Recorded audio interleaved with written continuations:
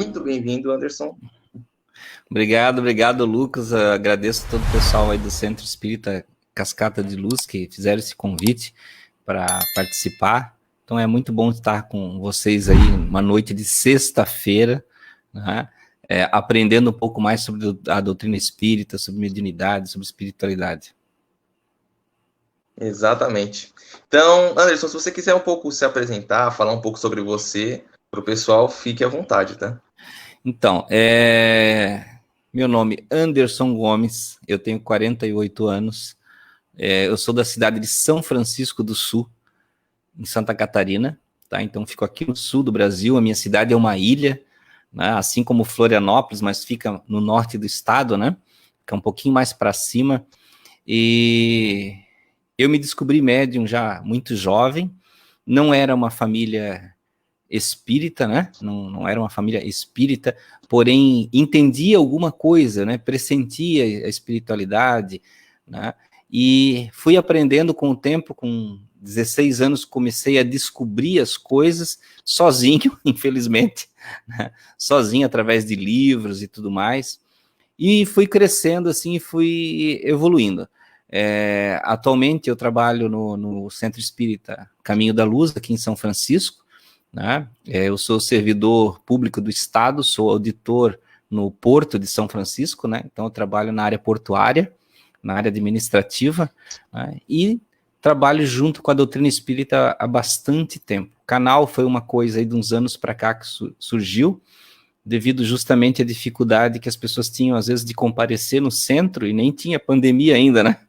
Mas as pessoas não podiam ir às vezes e diziam: nossa, Anderson, mas eu perdi a palestra, eu perdi o estudo, não tem como fazer em vídeo. E aí eu fui ensaiando aquela coisa de, poxa, será que eu faço? Será que eu não faço?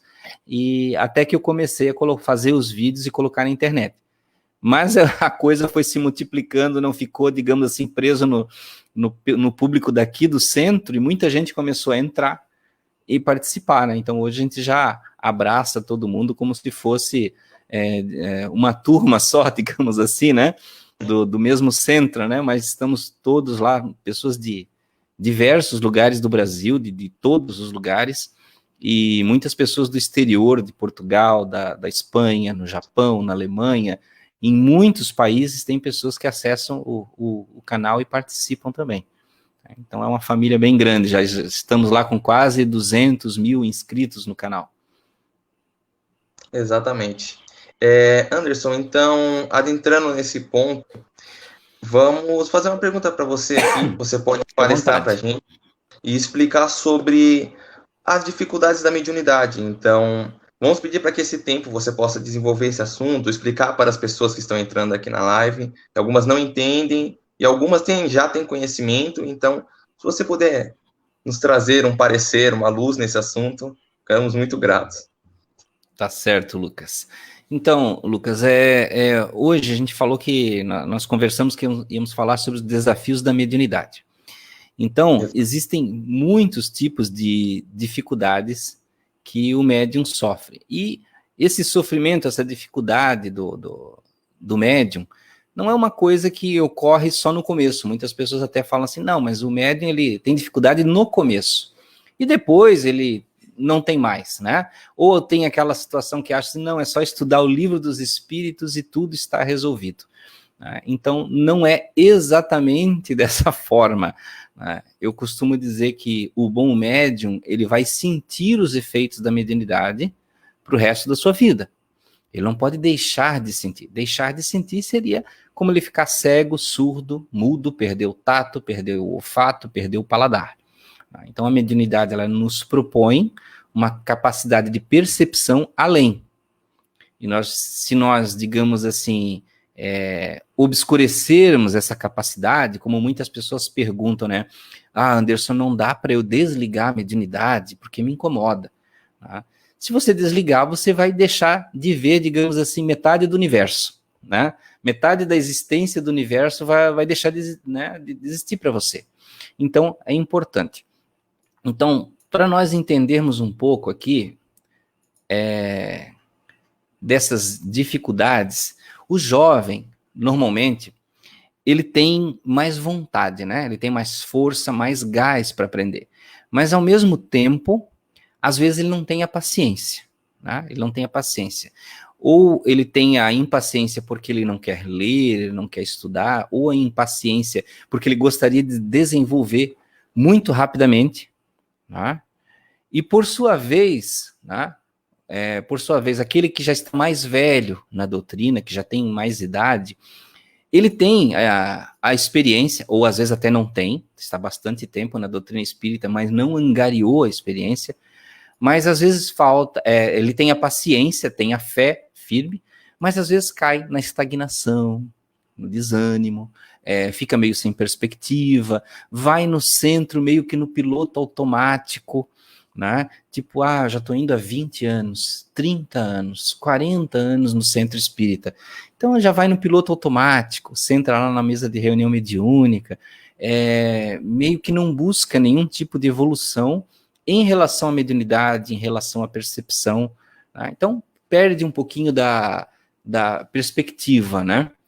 Então vejam, uma coisa importante dentro desse desafio da mediunidade é o médium se reconhecer, ele compreender como é que é o funcionamento da mediunidade dentro dele. Essa é uma das principais partes, né? E uma das partes mais importantes, eu poderia dizer. Muitas pessoas acham assim, não, a parte mais importante é saber o livro dos médiuns de trás para frente. Mas veja, se você saber o livro dos médiuns, mas você não conseguir pegar os elementos do que você aprendeu e reconhecer dentro de você, meio que perde essa serventia, né? Então você tem que, por exemplo, saber o que é uma influência, o que é uma sintonia, ler isso no teórico, mas olhar para dentro de si. Como isso interage com você. Então, eu sempre comento que são duas partes. O médium, ele vai ter que estudar, mas ele vai ter que olhar para dentro de si.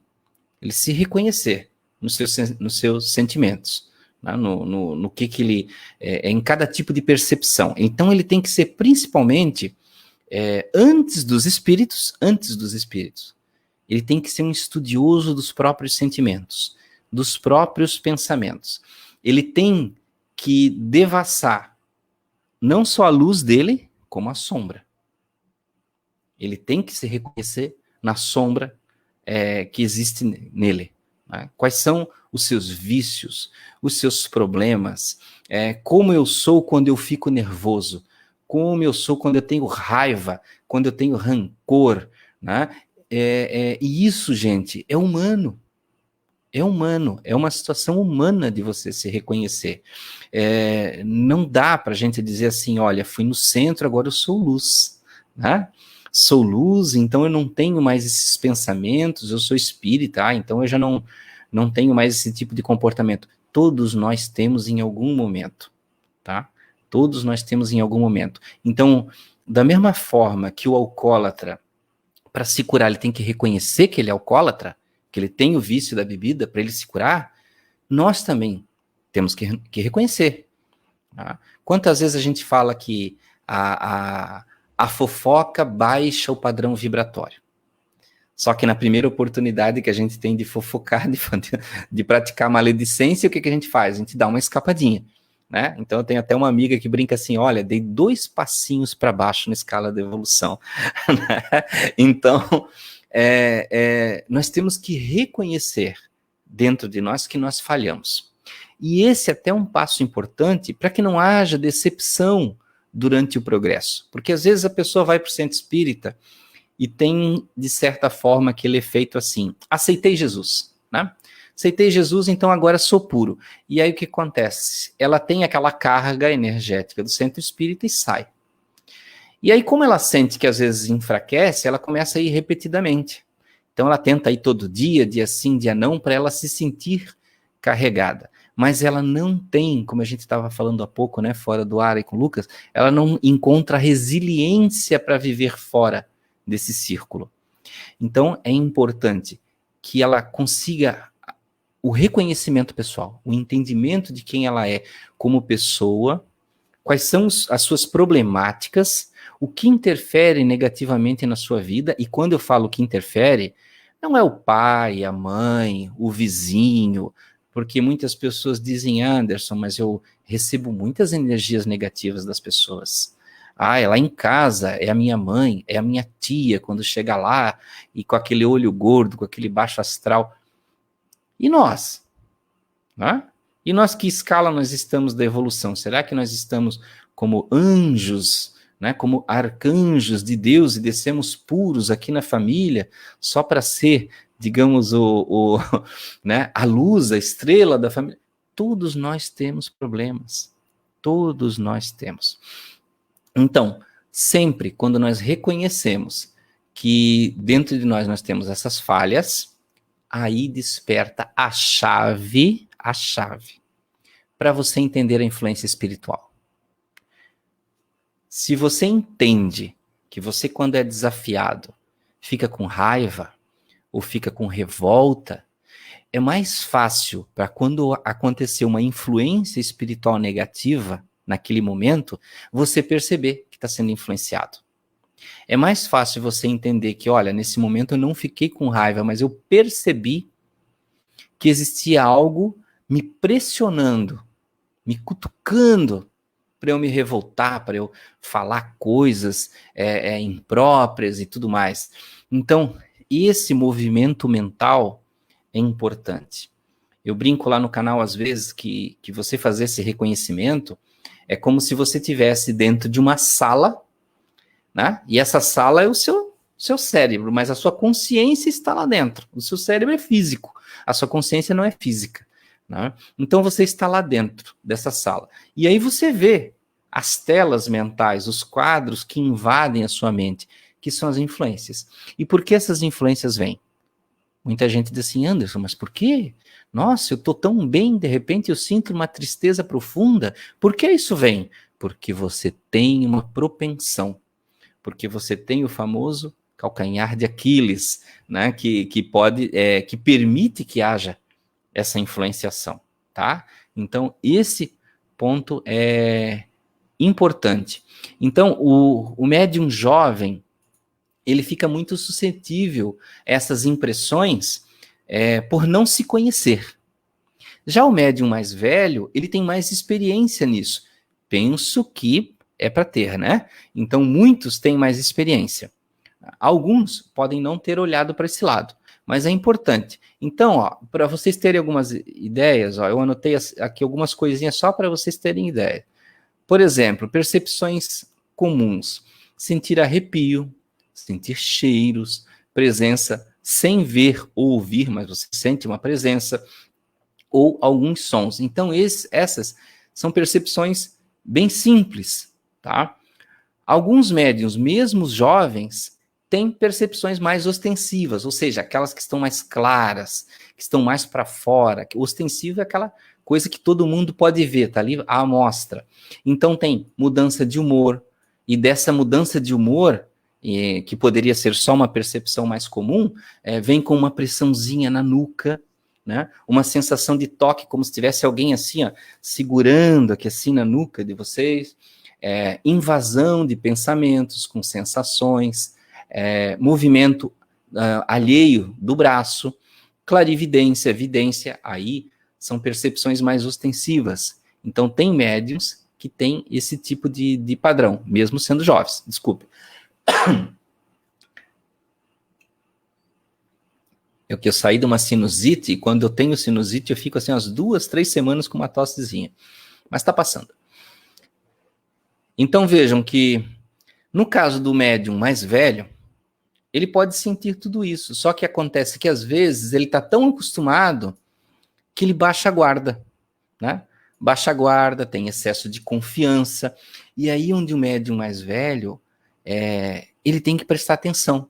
Porque ele acha que chegou numa idade que ele não precisa mais ler, ele não precisa estudar. Ah, não, já participei de 3 estudos do Livro dos Espíritos, já li 5 vezes o Livro dos Espíritos, o Livro dos Médiuns, então eu não preciso mais nada disso, já sei tudo.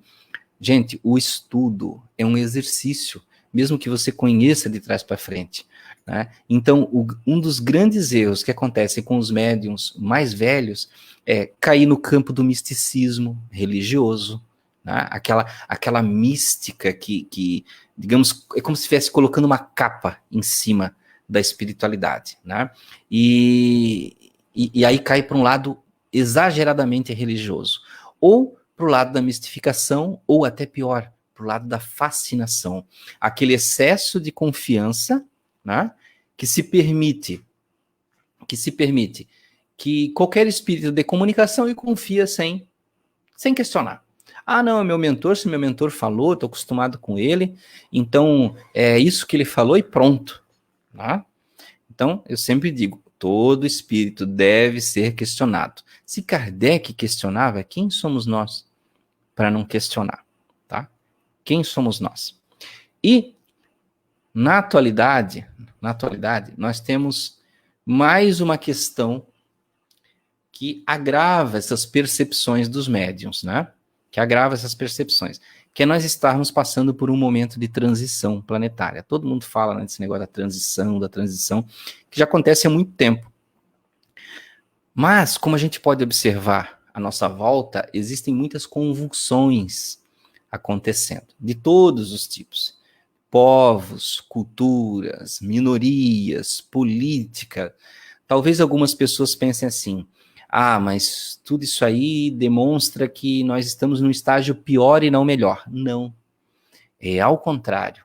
Mais uma vez, o processo é o mesmo como o particular de reconhecer os nossos elementos negativos.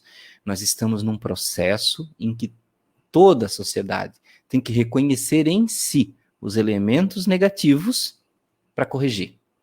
Tá? Então, nós estamos naquele momento de discussão, onde um defronta com o outro, e agora? Quem está certo? O que é o certo? O que é o errado? Ou você tem, um lado tem 50% dos elementos, o outro lado tem 50% dos elementos. Nós estamos nesse momento de buscar, de peneirar, de sacudir. E isso, gente, significa evolução. E isso significa a gente ir para frente. Então, é muito melhor do que se nós estivéssemos numa situação que ninguém questionasse nada, né? Ninguém questionasse nada, e simplesmente toca a sociedade. Olha, estamos em paz, que maravilha. Né? Lembra de Jesus que dizia, né, que ele veio trazer espada, né? Veio trazer espada, que ia ficar filho contra pai, pai contra mãe, e assim, uma mistura, né? Porque justamente era a questão de questionar, de aprender, de entender, de ir além, tá? Então, essas transformações mexem energeticamente nas pessoas, tá? E essa dinâmica energética, os médiuns sentem, do mais velho ao mais novo. Tá? Eles sentem, interferem neles. Os espíritos ficam mais agitados. Mas aí vocês vão dizer, mas é alguma coisa mística, mágica, né? É um portal, como as pessoas gostam de dizer, os espíritos ficam agitados. Não, os espíritos são pessoas. São pessoas. E eles se agitam, se convulsionam, assim como qualquer pessoa, como qualquer sociedade. E quando nós, digamos que mudamos esse perfil dos espíritos, para algo místico, aí nós estamos saindo fora da realidade. Porque são os espíritos, né? Igual as pessoas gostam de falar, né, que a gente vê cada coisa na internet, né, que olha, em novembro, quando tem o finados, abre-se um portal na espiritualidade para as almas. As almas não precisam de portal, gente. Os espíritos já circulam por aí, eles entram e saem na casa da gente, de acordo com a lei da sintonia e tudo mais, então ninguém precisa de portal. Tá? Então, quando acontecem as mudanças energéticas, né, nós somos atingidos, simplesmente. E temos que estar preparados para reconhecer, para nos adaptar, né? Como dizia o Charles Darwin, né, não é o mais forte que sobrevive, não vai ser o médium mais poderoso, aqueles que têm capacidades extraordinárias, é aquele que sabe se adaptar, que sabe se compreender no meio, onde é que eu estou, como é que eu vou agir. Por isso que eu sempre falo para muitos médiums, principalmente os mais jovens, que dizem assim, Anderson, eu tenho 20 anos, né, e disseram que eu sou médium, tá? Então é muito fácil dizer que alguém é médium, todos nós somos médiums, tá? Mas se você se reconhece o que você sente dentro dos padrões, o que pode ser mediunidade, Maravilha. Muito jovem não vai para a doutrina espírita porque ele acha que indo para a doutrina espírita ele vai virar uma espécie de monge. Né? Ah, não, na doutrina espírita, aí eu vou ter que viver num padrão de evolução moral que disseram lá no centro, eu li lá no Evangelho, aquilo é muito sério, olha só, aquele homem que tem na capa, o Kardec, ele tá assim, ó, né? Não sai da linha porque os espíritos se pegam. Então, aí o que o jovem entende? Nossa, eu não vou entrar nisso aí, porque eu sou muito novo, eu quero dançar, eu quero beber, eu quero passear com os amigos, eu quero me misturar. Né? E aí tem aquele outro jovem que leva para o outro lado. Ele leva para o misticismo. Então ele acha que ele vai virar o Harry Potter, ele vai virar a Carrie a estranha, então ela vai ter que se vestir de preto, vai ficar recluso. Nada disso aí é necessário. Nada disso aí é necessário. O médium, ele é feito para viver entre todas as pessoas, porque ele tem uma função principal. Se ele é médium, principalmente, quanto mais ostensivo for, ele é a pessoa que lá onde ele está, ele sente o que está acontecendo no astral, e ele tem a capacidade de mediar, ele tem a capacidade de observar, a capacidade de buscar desviar das balas, né, espirituais que podem estar ocorrendo. Vou dar um exemplo. Você está entre família, você está lá na família, jantar de fim de ano. Né? Tá a tia, tá o tio, tá os primos. O que o médium jovem às vezes pensa assim? Ah, vou ficar trancado no quarto porque as energias da família, porque não sei o quê. Né? Ou vou ter que ir para lá com um padrão moral elevado. Não, você tem que estar lá com o teu conhecimento da doutrina espírita. Sendo médium e tendo percepção das energias que estão acontecendo, você tem que atuar. Você tem que atuar com oração, protegendo a casa, verbalizando coisas boas, desviando os assuntos difíceis quando você vê que as pessoas estão sendo influenciadas para entrar numa discussão, numa discórdia. Você tem que ser a pessoa que faz o equilíbrio.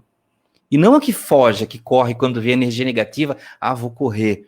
Né? A gente estava brincando aí com o Lucas há pouco, né? Que muitos médios às vezes querem ser aquela florzinha do filme do Pequeno Príncipe que ficava dentro da redoma, né? Eu não vou pegar as energias negativas, eu não saio na rua para não me contaminarem. Você tem que ir para a rua, você tem que estar nos lugares, porque se você, que é da doutrina espírita, que aprende sobre moral do Cristo, sobre espiritualidade, sobre mediunidade, sobre potenciais fluídicos, se você, que tem todo esse conhecimento, não vai para a rua e usa, com certeza os espíritos negativos vão estar lá. Com certeza entidades das trevas vão estar lá. Com certeza pessoas que não têm nenhum interesse em fazer com que haja o bem na Terra, a humanidade, vão estar lá. E você vai estar aonde?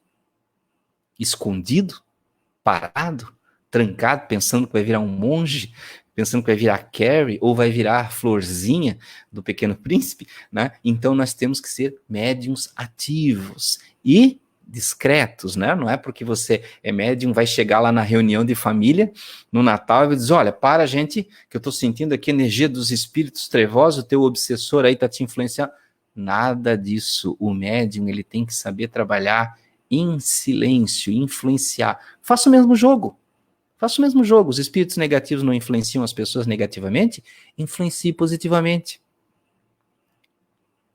Faça o mesmo trabalho que o seu mentor espiritual faz, ou pelo menos tenta fazer muitas vezes e a gente não escuta, né? Nos influenciando, dizendo, meu irmão, leia mais, meu irmão, pratique tal situação, olha só a oportunidade de você fazer alguma coisa, né?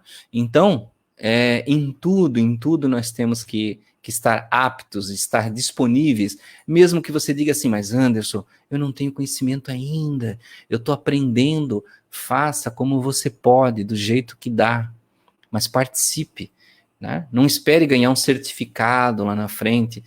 O Chico Xavier tinha uma frase, até não sei se era dele ou era do Emmanuel, ou do André Luiz, que ele dizia, não espere o clima dos anjos para você começar. né? Quando eu tiver o curso de mediunidade, daqui a 5 anos eu vou começar a ser um médium proativo. Né? Quando eu alcançar tal patamar, quando eu começar a falar com o meu mentor, aí eu vou fazer alguma coisa. Né? Não dá para esperar, porque você vai no shopping, você sente influências, você vê os espíritos obsessores das pessoas passeando com elas, né? Você sente massas energéticas transitando nos lugares que você vai. Você está na fila da padaria e quando vem uma pessoa atrás de você terrivelmente carregada de energias pesadas, você sente um negócio que parece que você faz assim, né, para baixo, dá um amolecimento na perna, mas isso não quer dizer que você vai fugir.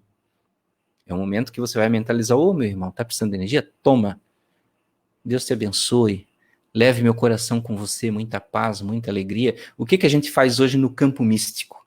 Né? A gente leva o espiritismo para o campo místico. Opa, vou me afastar. Deus me livre. Chegando aqui carregado. Isso aí é o misticismo. É o misticismo religioso agindo. Eu vou me afastar, eu vou me isolar. Né? Aquele desejo de purificação religiosa. Eu vou ficar incólume aqui, sem ninguém me contaminar. Né? Então, o médium proativo, ele age a todo momento, sem medo de se sujar. Como é que nós vamos ser trabalhadores no umbral se nós temos medo de nos sujar? Como é que você vai se desligar do corpo à noite para ir no umbral resgatar espíritos, muitas vezes que nem querem vir, né? Não querem sair de lá, se você não quer se sujar? Então, se você não quer nem se sujar num campo vibratório, quanto mais cavando na lama do umbral, que é terrível, fede, é podre, né? E os espíritos são lá desesperados, chorando, estendendo a mão. Então, gente, nós temos que ser médiuns proativos, tá? E hoje, com todo esse padrão energético circulante, dinâmico, nós estamos em uma época que tudo que nós fazemos, nós não temos mais aquele negócio do karma, né? Que, olha, eu fiz um negócio em outra vida, aí agora, né, pode acontecer algo errado, eu posso ter uma repercussão, uma reação daquela ação negativa. Nós estamos em uma época que você errou aqui, tropeça lá na frente, já nessa vida. Lembra que a vovó falava que o castigo vem a cavalo? Né? Era assim que dizia antigamente, o castigo vem a cavalo. Pois é assim que está acontecendo agora. Então a gente tem que tomar bastante cuidado, mas ser proativo. Sabe por quê também? Porque a espiritualidade protege quem ajuda, gente. Protege quem ajuda. Agora, quem ignora, quem se desvia do serviço, né? Quem está sempre querendo ficar separado dessa situação, ela pensa: não, peraí, esse aqui deixa ele lá com as provas dele, que já está demais para ele, já está bastante, ele não quer nem se envolver. Os mentores espirituais auxiliam o desenvolvimento da mediunidade daqueles que querem ser proativos, daqueles que têm o desejo de ajudar, daqueles que querem fazer algo realmente, tá? O mentor espiritual, ele não vai ficar investindo num médium que quer mediunidade só para dar psicografias bonitinhas, mensagem da vovó que veio da espiritualidade. Você tem que ser um servidor completo. Né? Como eu já vi casos da pessoa dizer assim: não, eu sou médium, mas eu sou médium só de mentor. Né? Eu não dou mensagem de espírito sofredor, espírito maligno. Né? Eu não dou mensagem desse tipo de espírito. Você tem que ser um médium completo. Tá? E é claro, eu não estou dizendo que você vai fazer isso de uma hora para outra, mas isso é um desenvolvimento, é um passo a passo. Quanto tempo leva para desenvolver a mediunidade? Quanto tempo tem um curso? 3 meses? 6 meses? 1 ano? 5 anos, como eu já ouvi pessoas dizerem, né, que fazem 5 anos, quase uma faculdade de medicina para fazer um curso de mediunidade. Eu acho isso um absurdo. Né? Eu acho que o curso de mediunidade ele pode ter várias etapas, ele pode ser muito mais curto, ele não precisa ter mais de 1 ano, mais 2 anos, sei lá, não tem necessidade nenhuma disso. Tá? Isso vai muito do desenvolvimento de cada um, a capacidade de assimilação. Agora, gente, o curso é uma coisa, você ter um certificado do centro é uma coisa, Se tornar médio é outra. Tá? E o fato de você ter terminado o curso não encerra os teus estudos. O estudo é para a vida. O curso é uma formalidade inicial. Formalidade inicial. Mas o estudo tem que ser para a vida. Tá? Para a vida. Eu sempre falo que o Kardec o esqueletinho do Kardec deve se revirar no caixão, quando ele vê que tem um espírita que não lê as obras, né? Diz que agora não precisa estudar mais, porque eu já li uma vez o Livro dos Espíritos, né? Eu não preciso de participar de curso nem de palestra, porque eu já incorporo, então não preciso disso. Gente, vai totalmente contra qualquer princípio. Kardec era um estudioso, Kardec era um cientista. Kardec estudava a lógica das coisas, então ele não ia simplesmente por um misticismo, para criar uma simpatia, criando um envoltório, digamos, de uma coisa que não existe, uma capa espiritual para as pessoas, um adorno para parecer bonito. Né? Então nós temos que entender que doutrina espírita, ela é uma prática que deve estar dentro de nós. É bom fazer curso, precisamos fazer curso. Quanto mais nós termos pequenos cursos que cerquem conhecimentos específicos da doutrina espírita, melhor. Tá? Vários tipos de conhecimento. Né? Hoje você estuda, por exemplo, a mediunidade e a Gênese. Quem é que estuda o livro A Gênese? Tá? É importante. Então, às vezes, a pessoa vai lá, lê só o livro dos Espíritos, esquece o céu e o inferno, esquece a Gênese. Tá? Isso tudo eu estou explicando para vocês para chegar até num outro momento aqui das minhas anotações, do que eu preciso falar para vocês, que nós passamos por uma situação atual, que nós estamos tirando a mediunidade do místico, do fantasioso, do fantástico. Não tem um capítulo lá do Kardec que fala sobre o fantástico, para trazer a mediunidade, para tirar ela do paranormal para o normal, daquilo que é além do normal. Qual é o nosso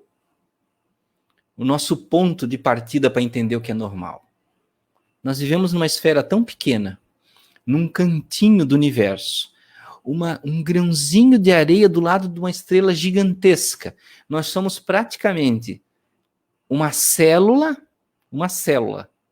grudado em uma pulga, e essa pulga está perdida dentro de um espaço gigantesco. Então, nós não somos ninguém para dizermos assim que nós temos um padrão de realidade a ser seguido como único, tá? Mas nós precisamos tirar a mediunidade, as percepções mediúnicas, do paranormal para o natural. Isso até eu trouxe aqui um pedacinho, só para lembrar. Eu não vou ler muita coisa, vou ler só um pedacinho, só um parágrafo.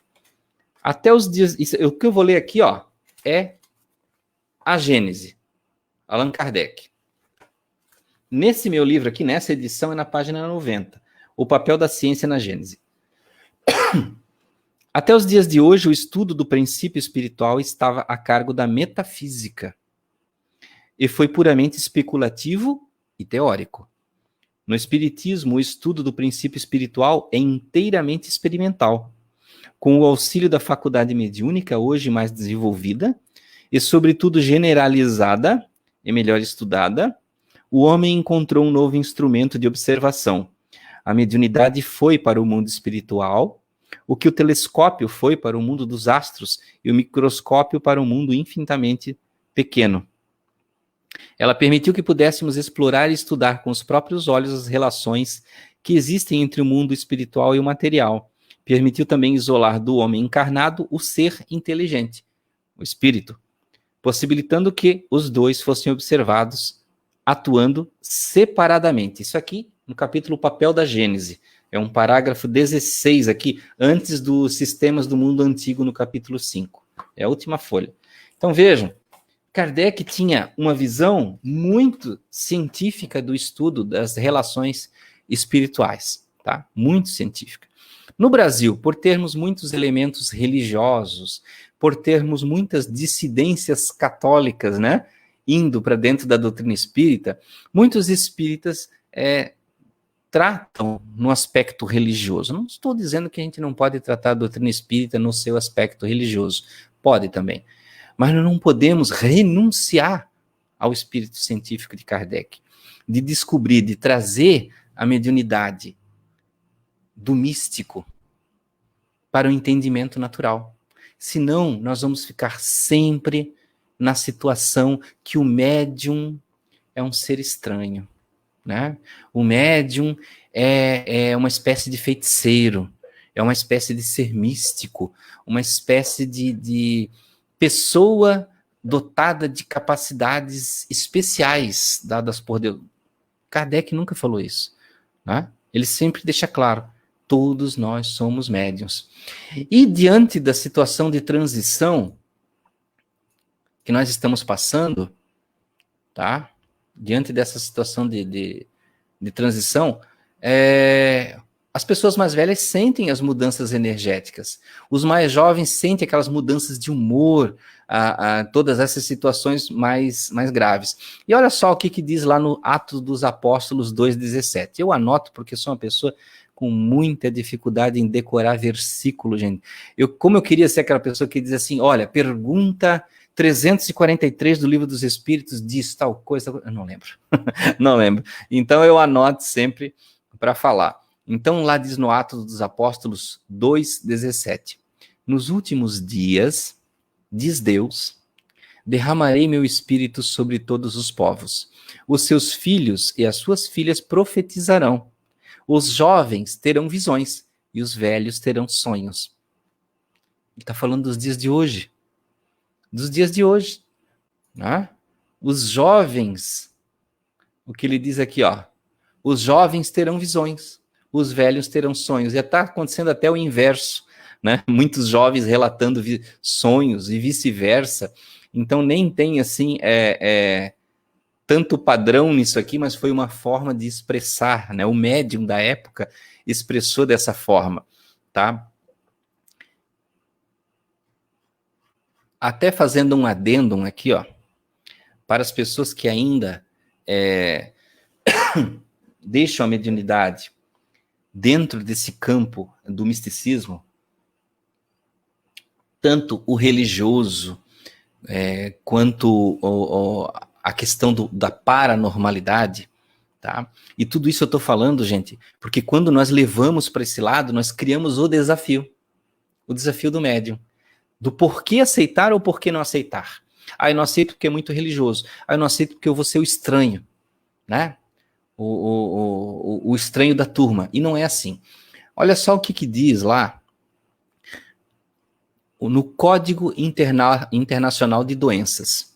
Tá? O Código Internacional de Doenças é feito pela OMS e ele dá o número, digamos assim, um número para cada tipo de doença, para cada tipo de distúrbio. Isso é um número que, às vezes, quando você vai tirar um atestado, o médico classifica o tipo de doença lá, né? Então, lá na CID-10, tá? Na CID-10, no item F.44.3. Anotem aí que vocês podem buscar no Google. CID 10, item F44.3. Define o estado de transe e possessão. Olha só. Código Internacional de Doenças. Tem pessoas que falam, não, mediunidade não tem nada a ver com ciência, mediunidade é misticismo, é religião. Código Internacional de Doenças, gente. Os médicos fizeram isso. Define estado de transe e possessão. Como? Como perda transitória da identidade, com manutenção de consciência do meio ambiente. Então, você perde transitoriamente sua identidade, mas tendo um reconhecimento do ambiente, sabendo onde você está. E olha o que ele diz em seguida, fazendo a distinção entre os normais, ou seja, os que acontecem por incorporação ou atuação dos espíritos, dos que são patológicos provocados por doença. A CID, o Código Internacional de Doença, difere transe e possessão sob atuação de incorporação de espíritos ou patológicos provocados por doença. Então, aquela pessoa que diz assim, mas isso aí, se você for no médico, no psiquiatra, ele vai dizer que isso é um distúrbio, é uma dissociação de personalidade. Tá aqui. Código Internacional de Doenças. Tá? E olha só o que a OMS diz. Definiu lá em 22 de janeiro de 98. O que é saúde? Saúde é um estado dinâmico de completo bem-estar físico, mental, espiritual e social, e não meramente a ausência da doença ou enfermidade. Então saúde não é não ter doença ou não ter enfermidade. É você ter o físico, o mental, o espiritual e social. Talvez alguém até possa dizer assim, Anderson, mas esse espiritual aí remete à mente. Não, ele separou. Ele disse aqui, físico, mental e espiritual. Tá? Tudo bem que o espiritual pode se remeter a religioso e tudo mais. Tá? Quero lembrar aí que o pessoal que quer fazer perguntas, eu deixo a cargo do Lucas, né? Pode ser agora, pode ser no final, tanto faz. Tá? E para aqueles que se sentem incomodados ainda com a questão da mediunidade na Bíblia, né? Olha só o que diz lá no livro 1 de Samuel 9:9. Nos tempos antigos em Israel, quando uma pessoa desejava saber a vontade de Deus, costumava dizer, vinde, vamos ao vidente. Vidente. Porquanto naquela época se chamava o atual profeta de vidente. Os profetas que são chamados hoje, antigamente, naquela época, se chamava vidente. E o que é um vidente? É um médium. E muitas pessoas não dizem assim, mas quem fala com espírito fala com demônios. Mas ele diz aqui, quando queria saber a vontade de Deus, buscava-se o vidente. Bom, mas isso é só um complemento do que para a gente entender. A intuição? Tá. Se a Maria do Carmo perguntou se intuição seria mediunidade. A intuição, ela faz parte das nossas percepções. Ela veio com a evolução humana. Na Gênese fala um pouco, fala bastante sobre isso, sobre o desenvolvimento da racionalidade, do raciocínio e da nossa intuição.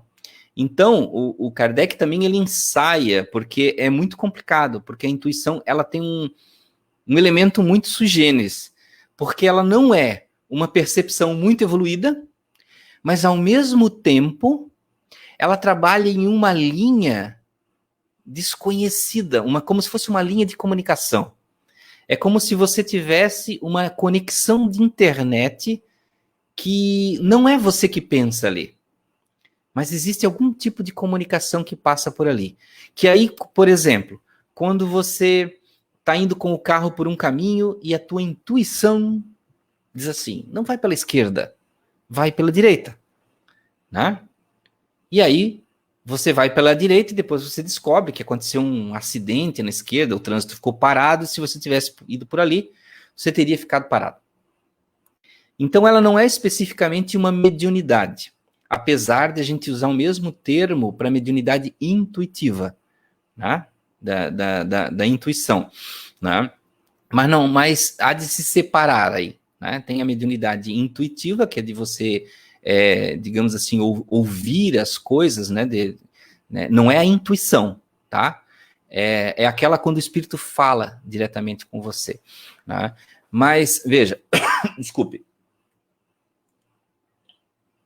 A intuição é uma coisa muito curiosa, porque é como se fosse uma conexão nossa com algo superior, com um inconsciente coletivo que falou muito a Joana de Ângeles, né?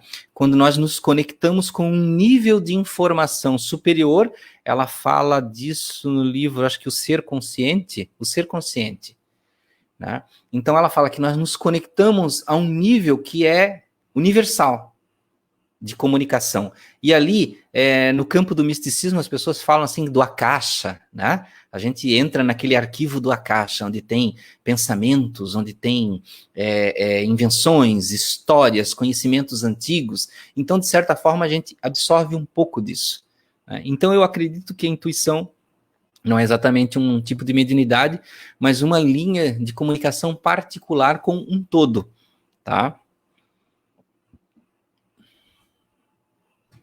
Perfeito. Bom, temos mais algumas outras perguntas para responder. Só um minutinho, Anderson. Vou dar só uma diquinha aqui. Fica à vontade. Eu ainda vou dar uma finalizada aqui no assunto. Pode ficar à vontade, Anderson. Se quiser concluir o que você tem a dizer, eu só vou terminar de ler as perguntas e... Sim, pode. Aqui. A Eline Edmus perguntou assim, Anderson. Como essa questão de desenvolvimento mediúnico? Por que ainda há tanta resistência em desenvolver, sendo que o fluxo de energia e os espíritos é constante? A institucionalização da mediunidade também prejudica, não é? Qual dica que possamos desenvolver a mediunidade em harmonia? Olha, a resistência, ela vem de nós mesmos, tá? A primeira linha, digamos assim, de resistência é pessoal. Aqueles fatores que eu falei inicialmente. Você achar que você vai virar uma pessoa estranha perante os outros, ou vai ter que virar um monge, ou você vai ter que abdicar de muitas coisas, remete às nossas próprias renúncias, né? Porque, afinal de contas, quando você se propõe ao desenvolvimento mediúnico, você começa com pequenas renúncias para ir depois para grandes renúncias. Coisas que não são necessárias para você, que não vão contribuir com o seu desenvolvimento mediúnico. Aí é claro que se essas coisas não vão de encontro aos teus interesses, quem que vai vencer ali nessa guerra, né? Quem que vai vencer? Bom, a gente quando não abdica de certas coisas, que não tem serventia, a gente acaba sempre perdendo, né? Mas veja, o primeiro campo seria esse, né, Lucas, de a gente se perder nisso aí. Mas a questão da institucionalização da mediunidade. Eu acho que a mediunidade ela está na Terra desde quando o homem nasceu aqui. O homem olha para o céu, ele tem a percepção que existe algo além. Ele olha para um cometa e ele acredita que ali existem espíritos, ou malignos, ou deuses, ou coisas do tipo. Então, esse tipo de sensação, de percepção, ela acompanha o homem. E o próprio André Luiz, né, demonstra nas obras dele que a mediunidade não é uma coisa do homem encarnado, do ser encarnado. Ela existe na espiritualidade. Em quantos capítulos a gente vê lá médiuns, né, como o Gúbio lá, que se concentrava para aquela mentora superior se manifestar no plano deles, né? Então o Gúbio era o médium dela, né? E quantos outros livros ele relata o mesmo tipo de situação. Então a mediunidade ela é uma percepção além que nos auxilia, está na Terra, nos ajudando. É claro que nós não podemos dizer que nós somos detentores. Olha, a doutrina espírita, e nunca se propôs a isso, né? A doutrina espírita nunca se propôs. Pelo menos nas bases de Kardec, ele nunca disse a mediunidade pertence à doutrina espírita. Ele sempre deixou bem claro que a mediunidade está em todas as culturas, em todos os homens. Inclusive, ele diz lá no começo do livro dos médiuns, deixa eu até ver se eu tenho anotado aqui. Não tem, mas ele diz o seguinte lá numa parte da introdução do livro dos médiuns, que este livro não tem a intenção de deter todos os conhecimentos sobre mediunidade. Então, se o Kardec assume que ele não escreveu tudo, né, quem somos nós? Quem é o dirigente espírita, o diretor de mesa mediúnica, o professor do curso de mediunidade para dizer que na doutrina espírita já tem tudo? Não tem, né? O Kardec era um cientista. Né? Então, se ele que era o homem que assinou o negócio embaixo diz que não era, quem somos nós agora para dizer que é? Né? Então, a questão é nós nos permitirmos exercitar a mediunidade e permitir que outras pessoas exercitem. Além do seu conhecimento, utilizando dos seus recursos. Se quiserem emprestar os recursos da doutrina espírita, podem emprestar à vontade, eu não vejo por que não. Não dá para dizer assim, olha, aquela religião lá está fazendo apropriação da doutrina espírita. Eu quero mais é que todo mundo se aproprie, né? Quero mais é que usem, né? Porque quem está na doutrina espírita sabe, olha, aquilo lá, a raiz daquilo vem da doutrina espírita, né? Vamos lá que tem mais uma aí, Lucas? Moacir Cabral? Opa, tem mais uma aqui. Você comentou sobre o padrão giratório que mexe com o nosso pensamento. Ficamos irritados, queremos falar algo que não podemos, alterando a... Ele não complementou, mas acho que dá para a intuição, por exemplo, como controlar essas sensações. O médium, ele tem que ser... vou falar um clichê da doutrina espírita. Orai e vigiai, tá? E às vezes, vigiai bastante. Eu vou contar um caso que aconteceu comigo, muito constrangedor, muito constrangedor. Eu estava numa reunião de família, né? Fim de ano, assim, como eu comentei há pouco no exemplo, né? E todo mundo começou a fazer comentários desse, daquele, brincadeiras, né? E o que acontece? O médium, quando ele está em qualquer ambiente, ele é um ser, como é que eu poderia dizer? Não vou dizer que é simbiótico, né? Mas ele se mistura, se ele se permitir, ele pode assistir, observar. Mas se ele se deixar, ele vai se misturando as energias. O Divaldo Franco até falou isso uma vez, né? O médium, quando ele está numa festa de casamento, ele fica mais feliz que o noivo, né? Se ele está no enterro, ele fica mais triste que a viúva, né? Porque ele assimila. E aconteceu nessa reunião, ouvindo todos esses comentários, eu fui me deixando carregar com essas energias, porque o médium, ele traz para si, ele aglutina, tá? Então ele está captando o padrão vibratório. Não é culpa das pessoas, as pessoas não têm culpa nenhuma disso, é do médium. Ele aglutina, mas ele pode simplesmente ter conhecimento que isso está acontecendo, se ele vigia a mente dele.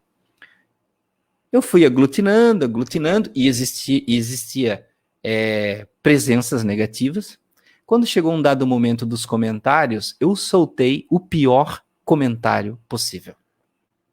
Aquele que todo mundo... Sabe aquele momento que na festa todo mundo olha para você assim? O que aconteceu? Acabou a brincadeira, eu fui embora tristíssimo, né? E eu ouvi a risada de um dos espíritos que estava influenciando as pessoas ali. Tipo, caiu direitinho. Ele falou assim, caiu bonitinho, hein? Então, veja. Nós temos que estar vigiando para notar essas mudanças, que são como marés, né? Como eu falei há pouco do exemplo do oceano, você tem que estar ligado quando a maré está virando, quando a água está fria, está quente, né? Se a maré vai encher e vai te afogar, ou se a maré vai secar e você vai ficar atolado. Então, você tem que estar notando essas movimentações e ter, digamos que, uma linha. E essa linha é a sua linha de equilíbrio. E nessa linha você vai dizer aqui, ó, nessa linha sou eu. É o meu comportamento nessa linha. Como eu reajo às coisas, como eu sou. Como eu sou quando fico nervoso, triste, com raiva, né? Por isso que eu falo que o autoconhecimento é importante. Porque aí ele vai estar sempre nessa linha do autoconhecimento. Qualquer coisa que venha a mais, ele vai ter que estar observando, né? E é claro, o médium, se ele vai pensar no seu conhecimento moral, no seu aprendizado da moral do Cristo, ele vai pensar, poxa, se eu estou numa reunião que as pessoas estão sendo, por exemplo, maledicentes, eu não vou me envolver na maledicência. Tá? Se as pessoas estão fazendo comentários impróprios, piadinhas, eu não vou entrar então nesses comentários. Ou eu vou tentar ser o mais leve possível, ou eu vou só sorrir, né? E vou dizer, que legal, né? E não vou participar. Você tem que saber o terreno que você pisa, né? Então aí você vai notar as mudanças de sintonia. E, gente, nunca é culpa do outro. Nunca é culpa do outro. Nem do espírito obsessor, nem do demônio, nem é culpa do parente. É culpa sua. É só sua, porque você que se deixa, né? Você que se deixa levar. Bom, Anderson, temos mais uma pergunta. Tem da Lala Barbosa, mas antes de fazer a pergunta dela, eu achei uma pergunta muito interessante para fazer para você. Fica à vontade. Que a pessoa está repetindo várias vezes, a Cláudia, ela falou assim, como diferencio a intuição da mediunidade intuitiva? A intuição da mediunidade intuitiva. Exatamente. Olha, é o seguinte, a intuição, ela é uma situação que é um tipo de percepção muito leve, tá? É como se fosse uma dica muito rápida de uma coisa. É como se você baixasse, fizesse um download de um pensamento de uma vez só. Você não tem palavra por palavra, tá? Você não recebe palavra por palavra. É como se você... Sabe aquele momento que você tem um amigo que você gosta muito, você cresceu com ele, vocês pensam muito igual, sabe aquele momento que um amigo olha para o outro assim, ó, e um sabe o que o outro está pensando? Ninguém falou uma palavra, mas parece que fez um download do que o outro sabe, né? Aquilo ali é muito parecido com a intuição, né? Então é quando você olha para uma coisa e você sabe mais ou menos o que está acontecendo ali. O médium intuitivo é uma variação, né, do médium mecânico. Temos o médium mecânico, vamos usar a psicografia, por exemplo. O médium mecânico é aquele que ele dá o braço dele para escrever. E ele não precisa pensar no que está sendo escrito. O braço escreve sozinho, mecânico. Tem o médium semimecânico, que é aquele que ele escreve, ele sabe o que está sendo escrito e, às vezes, de certa forma, ele impulsiona. Né? Ele está lendo, ele está ouvindo o que está sendo escrito e ele vai impulsionando. E tem o médium intuitivo, que é aquele que acompanha toda a comunicação. Né? É aquele médium que ele não é o braço dele que mexe sozinho, ele movimenta o braço. Ele até sente, muitas vezes, uma espécie de toque, uma espécie de pressão, ou até um movimento rápido, involuntário, mas ele está recebendo a comunicação na cabeça dele. É como se ele ouvisse a comunicação. Então, por exemplo, quando eu psicografo, eu vou, tipo, como se eu estivesse ouvindo frases e mais frases e mais frases em seguida, e eu tenho que ir escrevendo. Então, vem por intuição, intuitiva. Né? E aí tem o médium mecânico. Da mesma forma que tem o médium consciente e o inconsciente, né? Que é aquele que na psicofonia ele se desliga, ele não lembra da comunicação depois. E o consciente, que é o médium mais comum, o consciente, que ele lembra de toda a comunicação e ele acompanha muito ativamente a comunicação. Não quer dizer que o inconsciente não acompanhe, ele fica no plano espiritual observando, só não lembra depois, ele tem responsabilidade de controlar. Mas o médium consciente, eu acho que ele aproveita um pouco mais.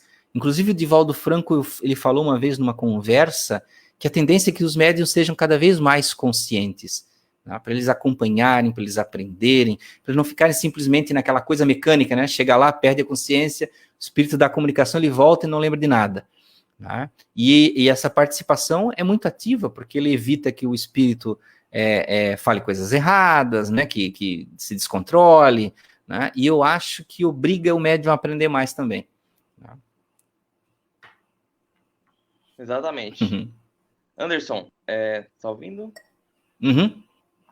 Sim. Okay. Então vamos para outra pergunta da Lala Barbosa. Ela disse assim: o que significa quando um médium fala para você que você precisa desenvolver a mediunidade? Olha, primeira coisa, eu sempre falo, se um médium fala para você que você tem que desenvolver, primeira coisa, não acredite. Eu sempre brinco, né? Que é a questão de você pensar racionalmente. Né? Procure, o que é ser médium? Lembra que eu falei há pouco? Você sente arrepio, vê vulto, tem clarividência, episódios de clarividência, você às vezes vê imagens, tá parado, de repente fica assistindo um filme em outro lugar. Né? Isso aí é deslocamento da consciência, é clarividência, tem vários tipos de nome, né? Episódios de você sentir um princípio de incorporação. O que é um princípio de incorporação? Você sente a inflexão do espírito se aproximando, sente essa pressão, essa pressãozinha na nuca, às vezes uma espécie de dormência nos braços e às vezes nas pernas também, ou às vezes só nas pernas. Né? Então, é um princípio de incorporação, isso, né? Então, se você sente essas coisas, aí você vai dizer, não, peraí, então me reconheço como um médium. Tá? Estou me reconhecendo como médium. Então, são formas de você reconhecer. Então, não só alguém falar, né? Mas quando se um médium fala para você, mas conversou com você antes, vamos trazer para o campo da racionalidade, né? Ele não olhou só no seu olho e disse assim, você é médium, né? Mas ele conversou com você. Aí você disse, olha, eu sinto isso, sinto aquilo. Aí ele disse que você é médium, maravilha. Ele fez de uma forma inteligente para te explicar e tudo mais, né? E não tentou se jogou no misticismo religioso e disse, não, eu vou, né, tentar profetizar aqui que ele é médium. E quantas vezes as pessoas falam isso, e eu sempre digo que quem nunca foi num centro, ou vai pela primeira vez, ou chega num centro, e um médium só olha nos olhos e diz, você é médium, e principalmente incorporado, né? Tem centros que às vezes fazem isso, o médium está ali com o mentor dele, e ele olha e diz, você é médium. Você cria um impacto emocional na pessoa. Cai um mundo em cima dela. E agora? O que eu vou fazer? Vou virar o Chico Xavier? Né? Vou sair psicografando livro? Vou curar as pessoas? Quer ver, então, impacto emocional? Quando o médium olha para a pessoa e diz assim, você é médium, você tem uma grande missão. Pronto. Você criou um impacto emocional maior ainda, que aquela pessoa vai ficar meses pensando naquilo com um sentimento negativo, um sentimento de perda. Meu Deus do céu, o que eu tenho que fazer? Né? Então eu sempre falo para as pessoas, você trabalha num centro, nunca fale isso para a pessoa. Né? Que são coisas que todo médium tem a sua missão, maior, menor, mas você cria um impacto emocional, que a pessoa acha que vai virar o Chico Xavier, né, que vai escrever 1000 livros, ou que ela vai virar um médium curador, né, vai incorporar o Dr. Fritz.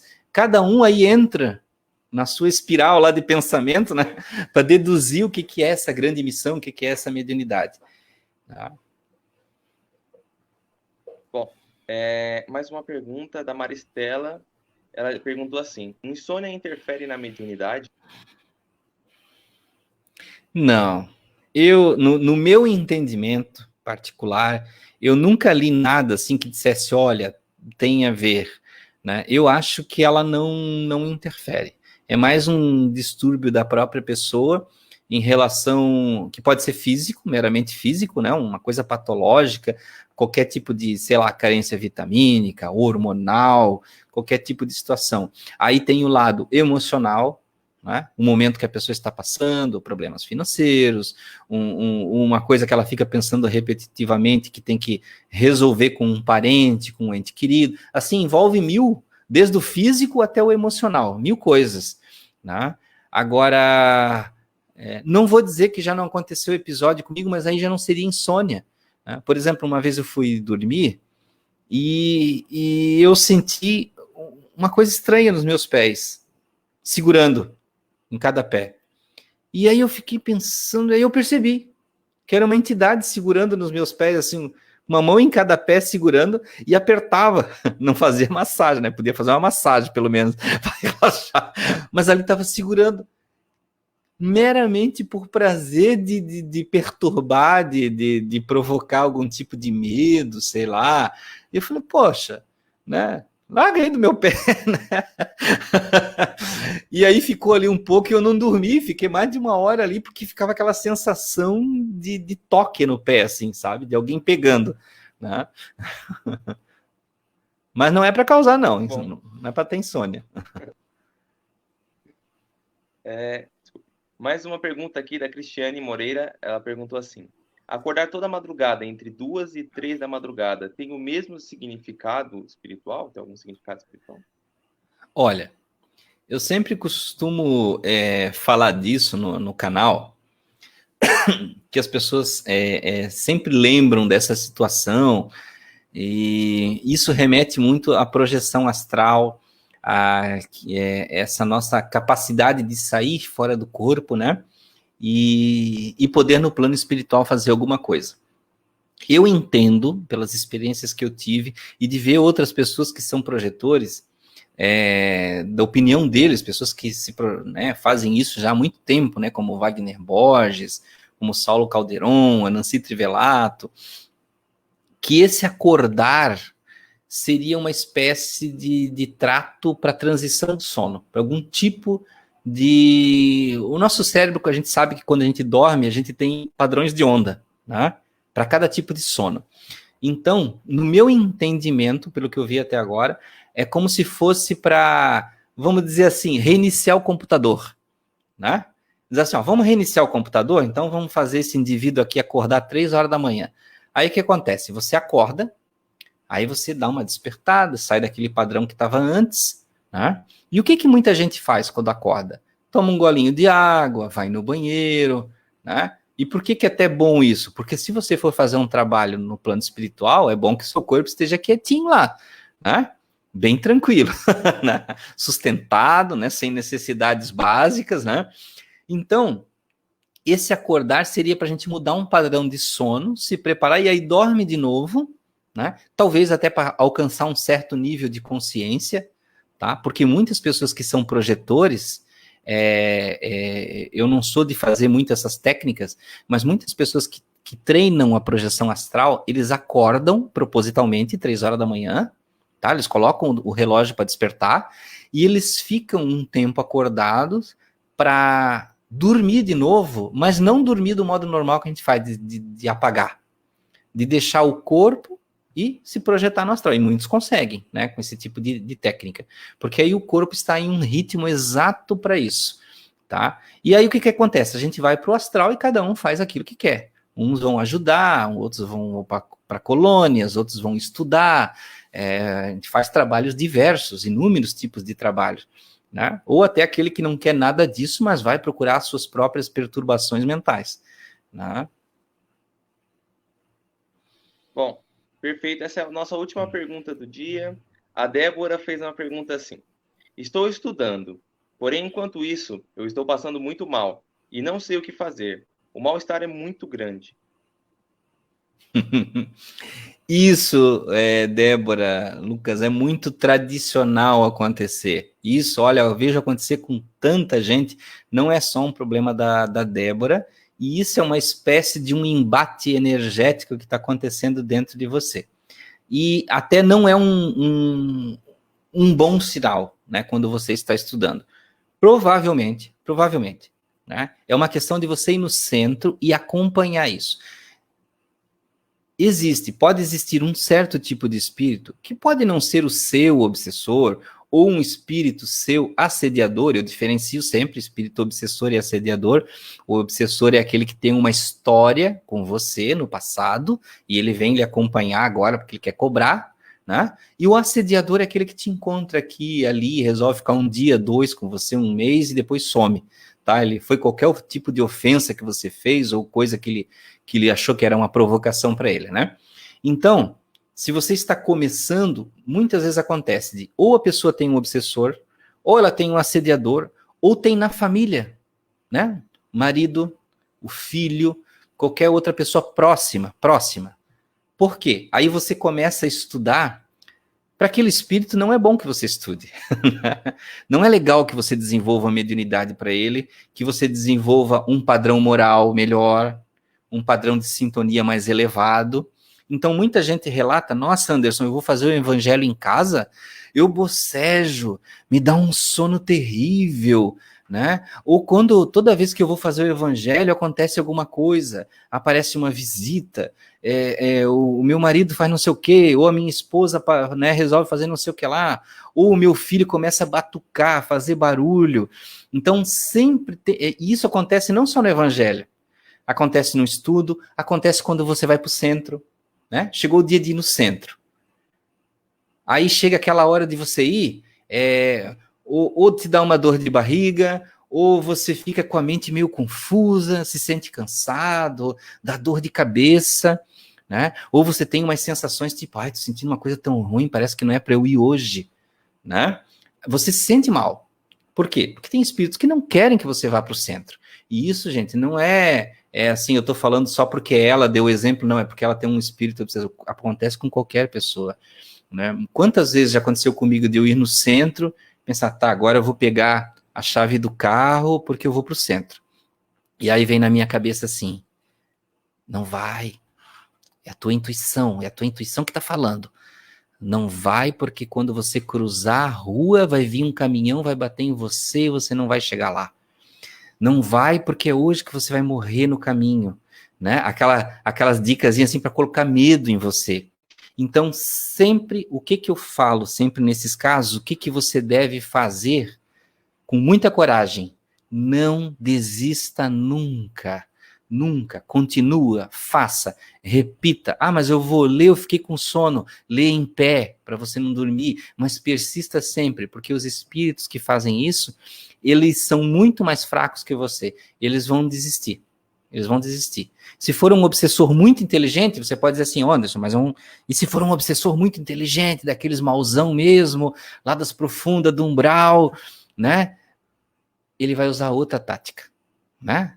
Para ele, isso é café pequeno. Ele vai deixar de te influenciar nisso aí, deixa ele ir para o centro, deixa ele ler. Eu vou tentar pegar ele no calcanhar de Aquiles, nas coisas que ele não fala para ninguém, mas naqueles sentimentos mais íntimos que ele não conta para ninguém, mas ele tem. Eu vou tentar pegar ele por ali. Eles preferem isso, né? Os mais inteligentes preferem isso. Os mais simples vão querer te assustar, né? Vão querer dar um arrepio no teu braço na hora que você passar na porta para ir para o centro. Eu senti uma coisa agora, né?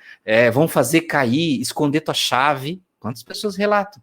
Nossa, Anderson, na hora que eu fui para o centro, a chave da casa sumiu, a chave do carro sumiu, minha carteira sumiu. E acontece, gente. Acontece. Então é persistir sempre. Ah, perdão. Você quer dar sequência? Eu achei que você tinha parado, perdão. Pode continuar. Não, fica à vontade. É isso aí. A minha dica é sempre persista. Nunca pare. Bom, então, Anderson, se você quiser concluir com mais alguma coisa, quiser acrescentar algo, fique à vontade, tá? Então eu vou só para finalizar aqui, gente, que a questão da mediunidade, mesmo diante das dificuldades que nós temos, diante de todos os cenários, não é uma situação diferente de qualquer outra atividade, tá? Assim como, por exemplo, um médico, um enfermeiro, um motorista de ambulância, ele enfrenta a pandemia, ele enfrenta o acidente, ele vê pessoas com sangue, o médico tem que abrir a barriga das pessoas, a enfermeira vê às vezes uma fratura exposta. Ele não desiste porque ele vê essas coisas, ele não desiste porque ele tem uma dificuldade, tá? Ele entende que ele está ali para isso.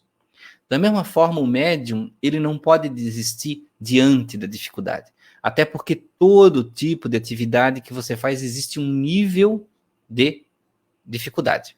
E ele nunca pode esquecer que a mediunidade, ela não reside no fenômeno. Tá? Nós já passamos da época do fenômeno.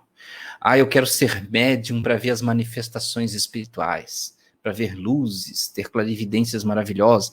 Não se reter no fenômeno, porque o fenômeno é igual uma miragem. Ele nos distrai do objetivo principal. E o nosso objetivo principal com a mediunidade é, primeiro, a transformação pessoal. Tudo que você sente, tudo que você percebe, tudo que passa através da tua mente, dos teus sentidos e influenciam no teu corpo, refletem no teu corpo, eles são aprendizados. Você tem o maior nível de empatia que se pode ter, de se aproximar de uma pessoa que sente uma dor e você também sentir, de uma pessoa ou um espírito desencarnado que sente uma tristeza e você também sentir. Então você tem a capacidade de abraçar diversos tipos de experiência em uma encarnação só. O próprio Chico dizia isso, né? O médium, ele tem muitas encarnações em uma encarnação só. Então ele tem muita responsabilidade em aproveitar, porque ele está, ao mesmo tempo, zerando muitos débitos. E, ao mesmo tempo, ele tem muita oportunidade de aproveitar. Ele é muito abençoado por poder aproveitar. Tá? Então, não se apegar ao fenômeno de simplesmente se comunicar, mas olhar a mediunidade como olhar o outro, se integrar ao outro, estar entrando numa consciência universal, que quanto mais você absorve esse pensamento, esse entendimento, que ser médium é ter a percepção de tudo à sua volta, das pessoas, espíritos e energias, você está se integrando ao universo. E essa é a parte mais importante, porque essa integração vai remeter ao seu entendimento pessoal, como isso me afeta, quem eu sou, como isso me modifica como pessoa. E aí isso vai, levantar o teu padrão vibratório. E aí, em vez de você preocupar com coisas mágicas, mirabolantes, porque vai ter a transição planetária, porque vai acontecer isso, a transição planetária, gente, acontece assim, com a sua modificação pessoal. Tá? Não é Jesus vindo numa nave, descendo na Terra, tocando a Terra e a Terra se modificando magicamente. É você, é só você. Nós vamos produzir aqui o paraíso que nós queremos. Nós vamos fazer aqui na Terra aquilo que nós tanto olhamos nos livros do André Luiz. Olha o nosso lar, que lindo, que maravilhoso. O nosso lar é aqui. Nós vamos fazer no nosso lar aqui, com as transformações, com as modificações pessoais. Não é modificando o vizinho. Eu vou aprender a doutrina espírita para correr lá no vizinho e converter ele, e ensinar ele as verdades universais. Primeiro você tem que absorver todas as verdades universais. E aí depois de algumas encarnações, talvez 20, 30, 50, nós possamos ensinar alguma coisa, né, a alguém de forma a pessoa entender. Porque cada pessoa é um universo particular. Cada pessoa se mobiliza de acordo com a sua aceitação.